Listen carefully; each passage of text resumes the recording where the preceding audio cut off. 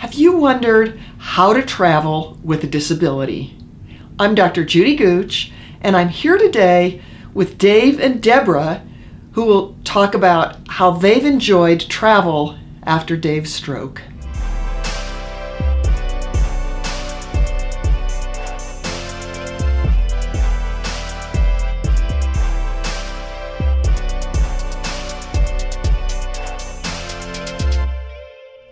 From his stroke, Dave has weakness on the right side of his body and also difficulty with his speech. Here he is in a wheelchair with skis in snowy northern Maine. And here he is in the snow and in the dark. This is in Estonia, a country in northern Europe. And here he is cross-country skiing in Utah. This is in Quebec City, Canada. And here is Dave rafting the Green River in Utah. This is at a hotel in Austin, Texas. This is on the Yukon River in northern Canada with a bear swimming in the background. Camping on the White Rim Trail at camp in Maine. David has always been very active, but a few years ago had a stroke and has right hemiparesis. It makes getting around more difficult, but he still is able to get around. He's able to walk with a cane, and Dave and Debra have traveled quite a bit. Can you give us some thoughts on traveling with a disability? I'd like to say that the airlines want you to get where you're going. So when you arrive at the airport, someone comes with a wheelchair and they stay with you all the way through. So airline traveling is actually as easy or easier than it ever was. In foreign countries, we sometimes have run into places that are not especially handicap access, and sometimes we have to just not go to that event. But just as often, we run into someone who is kind of thrilled by disabled people traveling that helps us. We toured a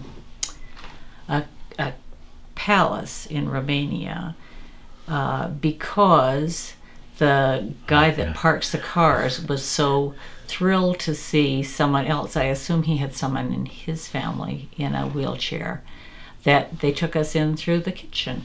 So we run into those things too. So what do you think about traveling? Is it quite a bit harder now? Easier? Yes.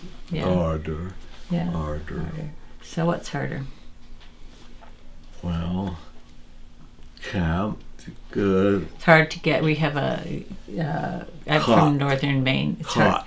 hard. Cot. Yes, for camping. I see what you're Cot. saying. Yeah. For camping, we used to sleep on pads on the ground, but now we've gone to cots. But we have resurrected the family tent. Yes. And yes. now and we might have gotten there in our 60s anyways to sleeping on cots. So, Yeah, sure. Yeah.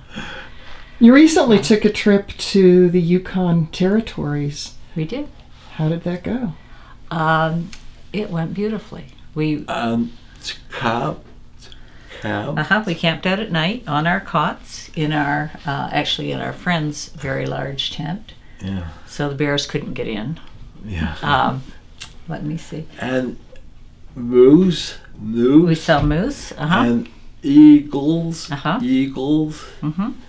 And bears. Yeah. And our friend Raymond totally deserves credit for thinking that this should happen. And Raymond devised a sofa-shaped thing to put on the raft for Dave to sit in for comfort, because Dave is uncomfortable. He can't sit upright for hours, and sometimes on a river trip you end up hours on the river during the day.